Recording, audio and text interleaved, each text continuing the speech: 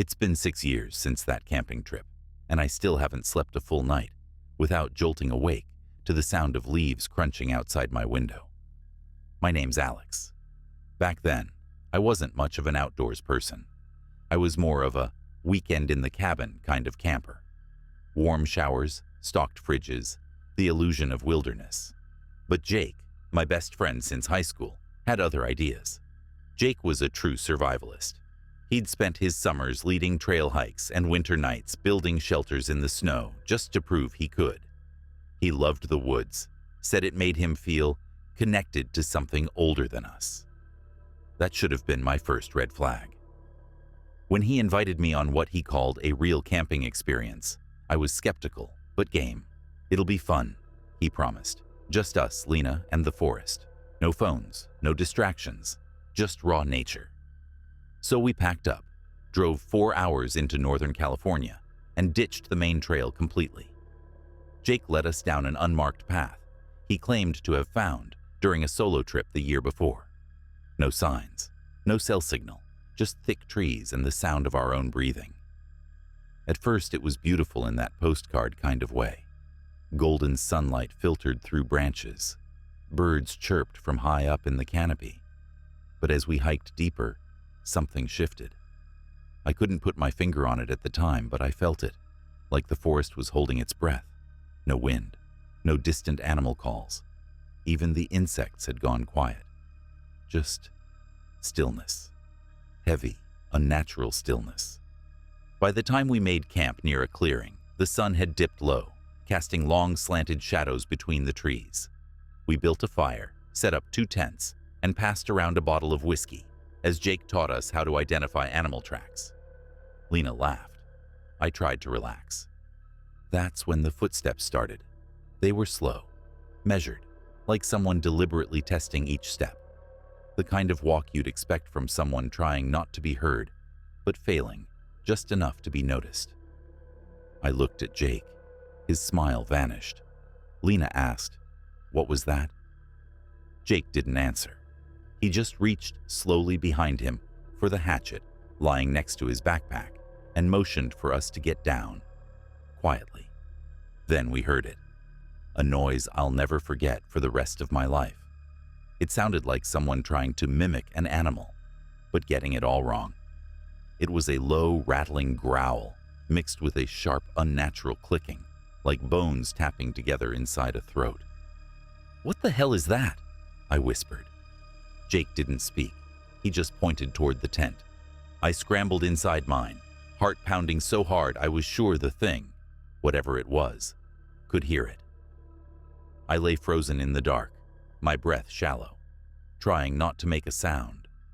That's when I saw it. The fire cast flickering shadows outside the tent, and one of those shadows, it moved. It wasn't walking so much as dragging itself upright. It had the outline of a person, but distorted, too tall. Limbs are too long. The way it moved made my skin crawl, like it didn't know how a body was supposed to work. Then came the scream. Lena's voice, piercing and raw, tore through the woods like a gut punch. "Jake, get it away from me!" I burst out of the tent just in time to see the flap of theirs, hanging open, slashed. Jake was dragging Lena backward, her face a mask of sheer terror. Blood streaked her arm. She'd been cut, but by what? I couldn't tell. Behind them, just beyond the reach of the firelight, that thing stood watching, motionless. Jake didn't hesitate. He screamed at us to run. No flashlights, no gear, just run. And we did. Branches whipped our faces as we tore through the dark, blind to everything but that instinctive need to survive. Behind us, we could hear it. Not footsteps, impacts, heavy crashing impacts as the thing barreled through the trees, never running, but always catching up. I stumbled, fell. Jake yanked me up without a word. His grip was iron. Somehow, we found the truck.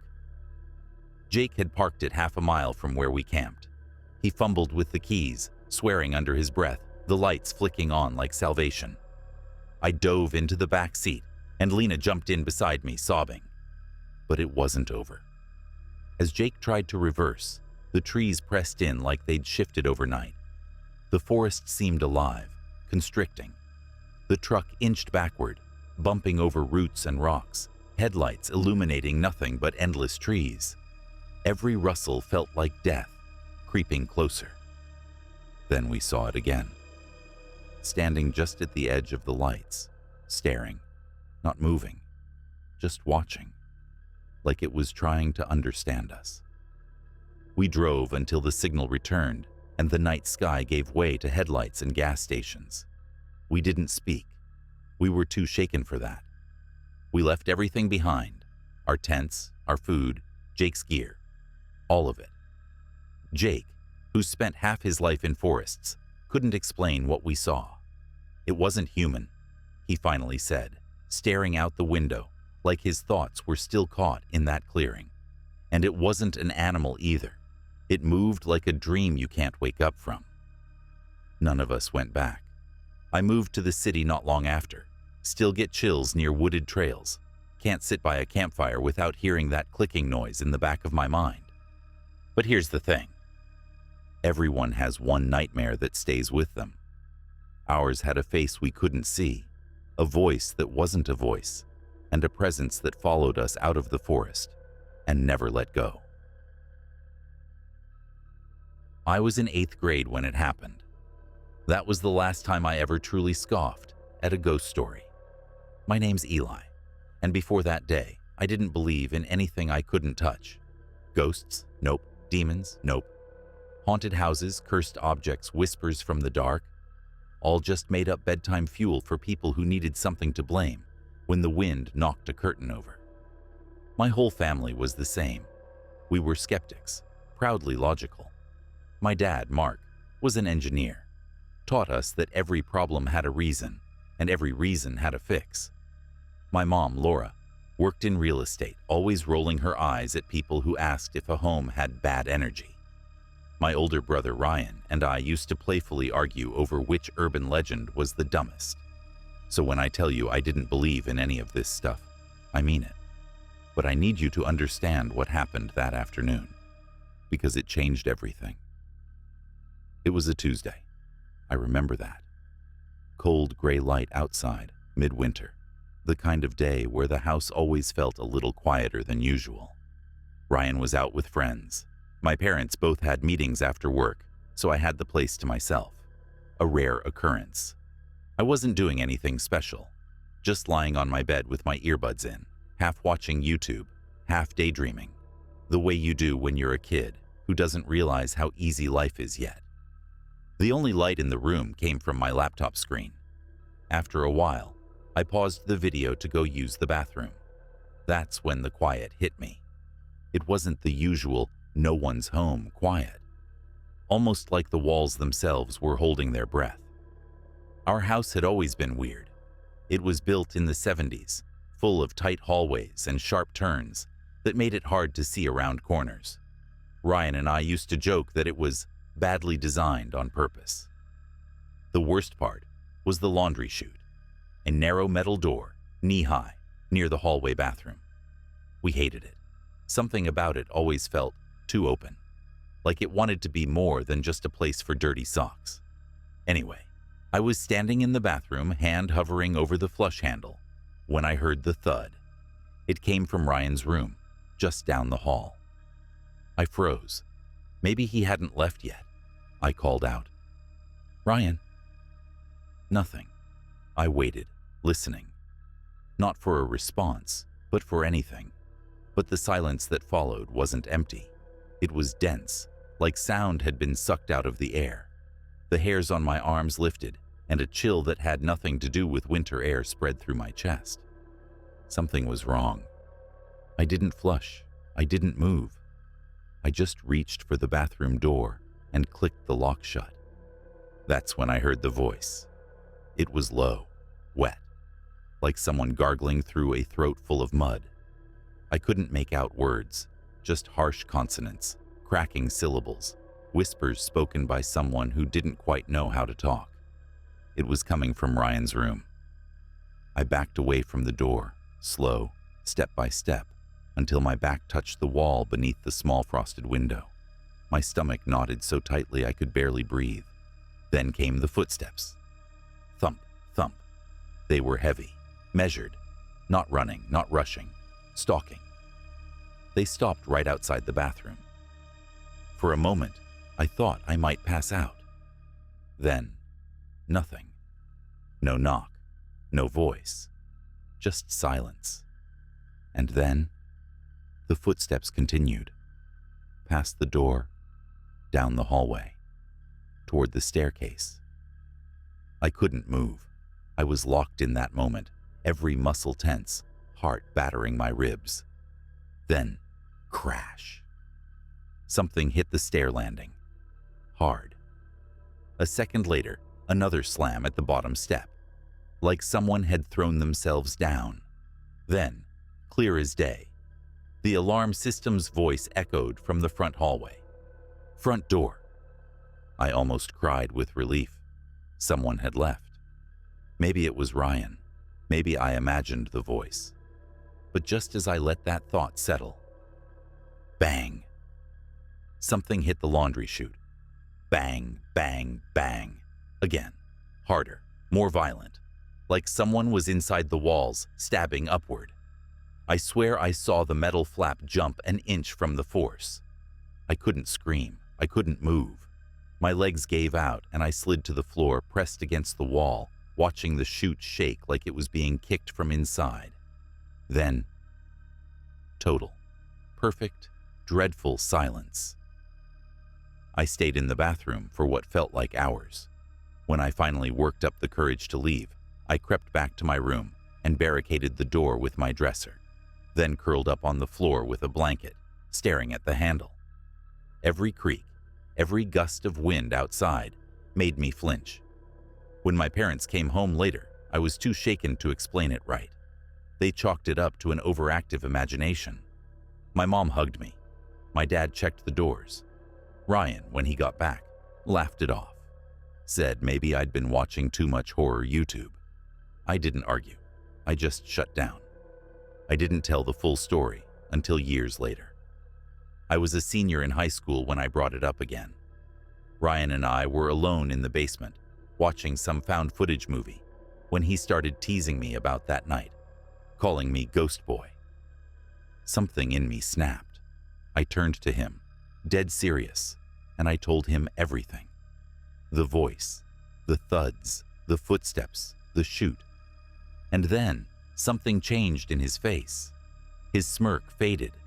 His eyes widened just a bit, and I saw something I hadn't expected. When I finished, he didn't laugh. He looked pale. Then he said, "You never told me about the laundry chute part." I blinked. Why? He took a breath. Because I used to hear stuff in the attic, above my room, like crawling, scraping. I figured it was rats or raccoons. But sometimes the attic hatch would be open in the morning. And one time I swear I saw something move up there, like a shadow. But I never told anyone. We sat in silence. Neither of us said what we were both thinking, that maybe something had been inside our house. To this day, we still don't know what it was. There was never any real proof. No strange stains, no scratches, no body. Just the memory and the fear. Our parents eventually sold the house after we moved out. They still don't believe anything happened. Maybe they never will. They say you get used to where you live. I don't think that's true. I was 16, living with my mom in a weather-beaten apartment complex off South Orange Avenue in Newark, New Jersey. The kind of place that always smelled like hot radiator metal and old rain. Our hallway lights flickered. The elevator was broken more often than not, and the paint on our front door peeled like a sunburn. People didn't make eye contact here. They minded their business. And if you were smart, so did you. My mom, Carla, worked long shifts at St. Michael's, swing shifts, overnights, a nurse. She did her best. We didn't have much, but we had each other. And she always told me, "Be smart, Alicia. Pay attention, and stay away from the man at the end of the hall." I didn't need to ask which man. Everyone in the building knew him, even if no one knew his name. He lived in the last unit on our floor, 7th floor, corner apartment, right next to the cracked window that overlooked a dumpster and a chain-link fence twisted from someone's car, hitting it years ago. He sat on the windowsill outside his door every day, every night. Never said a word, never smiled. He just watched. He wasn't homeless. He lived there. Had mail in the box, groceries delivered, wore the same gray sweater and faded slippers. His hair was wiry and gray, what little he had of it. His eyes, though, they were the kind you don't forget. Flat, emotionless, like they weren't looking at you, but through you. Every time I passed, he stared, never blinking, just watching me cross the hallway like I was trespassing in my own home. My mom warned me early on, don't talk to him, don't look too long, and if he ever gets up, run. I thought she was being dramatic, until one night proved otherwise. It was a Tuesday, mid-January. I remember because it was freezing and the heat in our apartment had been going in and out. The super promised it was just pipes settling, whatever that meant. That afternoon, I came home from school alone. Mom had picked up an extra shift, said she'd be home around 1 a.m. I hated it when she worked nights, but I was used to it. I stepped off the elevator and there he was, as always, sitting on his windowsill. His hands were folded in his lap, staring. Except this time, he spoke. His voice was low, almost gentle. "Is your mom working tonight?" I froze mid-step. He hadn't spoken before, not once. I could have gone my whole life without hearing what his voice sounded like. Without thinking, I nodded. He nodded back. That was it. But the way he looked at me afterward, still, heavy, too still, set something deep in my chest, trembling. I hurried inside, locked the door, and tried to forget it. Did some homework, ate some crackers and cheese, watched YouTube, half distracted. Around 7:30, I decided to shower. The bathroom was tiny, no fan, so it steamed up fast. I let the hot water run over me, eyes closed, humming some song I couldn't even remember anymore. That's when I heard a low, mechanical rumble, almost like a drill, but distant, inside the walls. I shut off the water. The sound stopped. I waited, every nerve in my body alert. Nothing. Probably the pipes, I told myself. Old buildings make old sounds. I dried off and wrapped my towel tightly, stepped out onto the cold tile, still listening. That's when I heard the second sound. Outside the bathroom, closer, like footsteps, soft, padded, and then something lighter, a scraping. I padded across the hallway, heart thudding now. My room was just a few steps away, and then I saw it on the wall next to my bed. A small hole, maybe the width of a dime. Nothing I remembered ever seeing before. I bent down, squinting, and I swear to God, I saw an eye, wide, bloodshot, unmoving. I screamed, loud, instinctive, stumbled back and slammed into the nightstand. The lamp fell and shattered. That wall separated our apartment from his. He had drilled through it. I grabbed my phone, shaking so hard I could barely hold it. Called my mom. She picked up on the first ring. I was crying, trying to explain, when knock, knock, knock. 3 hard, fast knocks at the front door. I screamed again. From the other side, his voice. "Open the door. I didn't drill those holes. It wasn't me." He was yelling now, frantic. "You don't understand. It wasn't me." My mom shouted through the phone, "Call the cops." "Right now, Alicia, do it. Don't open that door." I dropped the call, fingers fumbling, and dialed 911. The dispatcher stayed on the line. I barricaded myself in the bathroom, sobbing into the phone. The pounding at the door stopped. Then footsteps. Then silence. Cops came fast. 4 minutes, maybe 5. I unlocked the door for them with trembling hands. The man was gone. They searched the hallway, knocked on his door. No answer. Then they used the key from the super. Inside, holes. Small round holes were drilled into every wall that connected to ours, lined up perfectly. In the bedroom, in the bathroom, even in the kitchen. They found a chair positioned against one of them, a drill, a roll of duct tape, zip ties, and worst of all, a pair of binoculars. He was taken in that night, charged with stalking, criminal mischief, and unlawful surveillance. They never found any footage, thank God. But that didn't change what he did. He watched me, watched through the walls, through the steam of my showers, through the silence of my sleep. Mom pressed charges. The building evicted him within days. His door was repainted, his apartment sealed off. The super filled every hole, offered us a different unit. But it didn't matter, because the damage was already done.